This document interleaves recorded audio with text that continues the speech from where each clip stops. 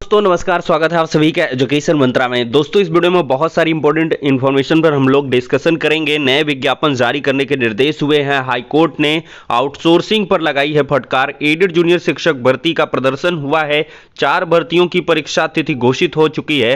KVS PRT exam 2023 बदलाव से क्या कुछ दिक्कतें हैं और 1,25,000 नए रोजगार पदों का सृजन हुआ है। दोस्तों चलिए सारी अपडेट्स को एक साथ डिस्कस करते हैं, लेकिन इसके पहले केवीएस पीआरटी की प्रिपरेशन करने वाले छात्रों के लिए छोटी सी इंफॉर्मेशन।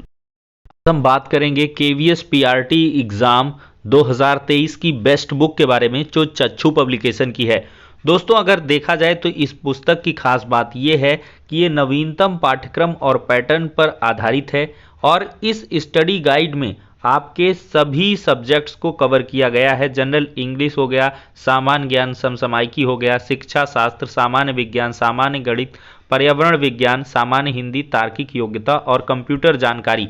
तो दोस्तों इसमें 2000 से अधिक बहुविकल्पीय प्रश्न भी दिए गए हैं। तो देर किस बात की है, चक्षु पब्लिकेशन की इस बेस्ट बुक के साथ अपनी प्रिपरेशन को बूस्ट करें। ये पुस्तक आपको ऑनलाइन और ऑफलाइन दोनों मोड में अवेलेबल कराई गई है। ऑनलाइन के लिए लिंक डिस्क्रिप्शन बॉक्स में प्रोवाइड किया गया है और ऑफलाइन के लिए किसी भी नज़दीकी बुक स्टॉल पर कॉन्टैक्ट कर सकते हैं। दोस्तों देखा जाए तो परमानेंट नियुक्तियां ना करके आउटसोर्सिंग के आधार पर काम चलाने वाली जो शासन की मंशा है, उस पर एक कड़ा प्रहार हुआ है। हाईकोर्ट ने साफ तौर पर कहा है कि अब आउटसोर्सिंग से काम नहीं चलेगा और साथ ही साथ देखा जाए तो आउटसोर्सिंग यानी कि संविदा की भर्तियों में 1 साल की नियुक्तियां होती हैं और कभी भी सरकार चाहे तो उन पदों को समाप्त कर सकती है, उनको गो बैक किया जा सकता है। दोस्तों यहाँ पर अनसर्टेनिटी रहती है और साथ ही साथ देखा जाए तो आउटसोर्सिंग की भर्तियों को लेकर लगातार धरना प्रदर्शन भी होते रहते हैं और नियमितीकरण को लेकर भी लगातार सरकार से मांग की जाती है। और पिछली बार काफ़ी बड़ा धरना प्रदर्शन भी देखने के लिए मिला था कि संविदा पर 4 साल की नियुक्तियां दी जाएंगी और इसके बाद ही परमानेंट किया जाएगा और एक कॉन्ट्रैक्चुअल भर्ती ही आप अग्निवीर को भी मान सकते हैं, क्योंकि वो 4 साल की ही भर्ती है और इसके बाद अगर उसमें आपने अच्छा परफॉर्मेंस किया तो आगे जाएंगे, अन्यथा आपको बाहर कर दिया जाएगा। तो यहां पर साफ तौर पर देख सकते हैं आउटसोर्सिंग से काम नहीं चलेगा, स्थायी स्टाफ रखा जाए। हाईकोर्ट इलाहाबाद हाईकोर्ट में पेश हुए मुख्य सचिव दुर्गा शंकर मिश्र ने कर्मचारियों की कमी पर कहा कि आज कैबिनेट बैठक में नियमावली को मंजूरी मिलने की उम्मीद है। आयोग के जरिए शीघ्र नियुक्ति की जाएगी। इस पर कोर्ट ने कहा कि आउटसोर्सिंग से काम नहीं चलेगा। कोर्ट में महत्वपूर्ण दस्तावेजों की जवाबदेही है। स्थायी स्टाफ रखा जाए, यह तय कर लें कि किस तरह भर्ती करेंगे। पूर्व में जो हलफनामे दाखिल किए गए उसमें आउटसोर्सिंग या संविदा स्टाफ रखने की बात है। कोर्ट ने मुख्य सचिव को ग्रामीण अभियंत्रण सेवा विभाग की करतूत दिखाई। कहा कि अधिशासी अभियंता ने आदेश का पालन नहीं किया। अवमानना कार्रवाई में माफी के बाद सितंबर 2022 में आदेश पालन का आश्वासन दिया और नवंबर 2022 में विशेष अपील दाखिल की है।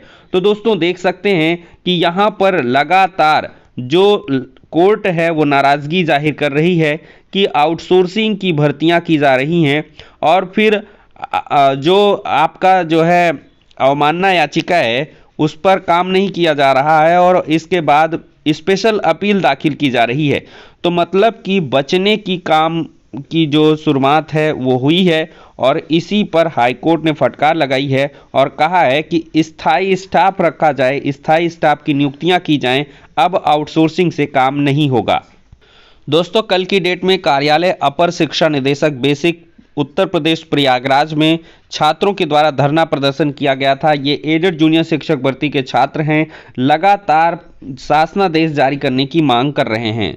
इसी को लेकर दोस्तों भर्ती शुरू करने के लिए शिक्षा निदेशालय पर प्रदर्शन।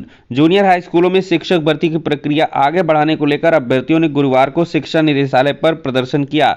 सचिव परीक्षा नियोग प्राधिकारी की ओर से जूनियर हाई स्कूल में शिक्षक भर्ती का संशोधित परिणाम जारी करने के कई महीने बाद भी प्रक्रिया शुरू नहीं हो पाई है। प्रक्रिया आगे न बढ़ने पर आक्रोश जताते हुए अभ्यर्थियों ने प्रदर्शन किया है। दोस्तों उम्मीद तो आश्वासन तो दिसंबर लास्ट का है, लेकिन यहाँ पर जब तक कुछ हो ना जाए तो आप कंफर्म नहीं मान सकते हैं। दोस्तों देखा जाए तो स्टेट प्रोग्राम मैनेजमेंट यूनिट यानी कि NHM उत्तर प्रदेश की तरफ से नोटिफिकेशन जारी हुआ है कल की डेट में और 17,000 प्लस कॉन्ट्रैक्चुअल वैकेंसी हैं। ANM staff nurse, lab technician, pharmacist, allopathic की और यहाँ पर इनका एग्ज़ाम डेट आ चुका है। एएनएम का एग्ज़ाम डेट है 27 दिसंबर से 28 दिसंबर तक, फार्मासिस्ट एलोपैथिक का 28 से 29 दिसंबर, लैब टेक्नीशियन का 28 से 29 दिसंबर, स्टाफ नर्स का 18 जनवरी, 19 जनवरी और 20 जनवरी। Desired candidates are being advised to prepare for appearing in CBT accordingly। तो जिनका भी भाई इन्होंने फॉर्म अप्लाई किया है, अच्छी खासी 17,000 प्लस वैकेंसी है एनएचएम उत्तर प्रदेश की तरफ से, नेशनल हेल्थ मिशन की तरफ से, तो आप इसमें अप्लाई कर रखे हैं तो प्रिपरेशन करना शुरू कर दें और काफ़ी कम समय बचा हुआ है। तो देखा जाए तो केवीएस पीआरटी एग्ज़ाम 2023 में एक बड़ा बदलाव है और इस बड़े बदलाव से काफ़ी सारे छात्रों को दिक्कतें भी होंगी। दोस्तों पहले 85 और 15 का रेशियो करके आपकी नियुक्तियां की जाती थी, यानी कि रिटन एग्जाम में 85% और आपका इंटरव्यू का 15% लिया जाता था। लेकिन इंटरव्यू के साथ अब सबसे बड़ी दिक्कत है 30 अंक का आपका डेमो क्लास होगा और 30 अंक का इंटरव्यू होगा। तो अगर आपकी मतलब एक प्रकार के प्रैक्टिस नहीं है, पढ़ाने की अच्छी छवि नहीं आप रख पा रहे हो, तो आपका यहाँ से बहुत नुकसान होगा दोस्तों। और इंटरव्यू में भी आप परफॉर्म नहीं कर पा रहे हो तो यहाँ से भी आपका नुकसान होगा। और जो रेशियो है वो 70 और 30 का रख दिया गया है, मतलब 30% यहाँ से अंक होंगे, 60 अंक यहाँ से देखा जाए तो 30-30 नंबर, 60 नंबर का यहाँ से काफ़ी दारोमदार अब होने वाला है और उसका 30% ऐड होगा, तो इससे बहुत सारे छात्र बाहर भी हो पाएंगे।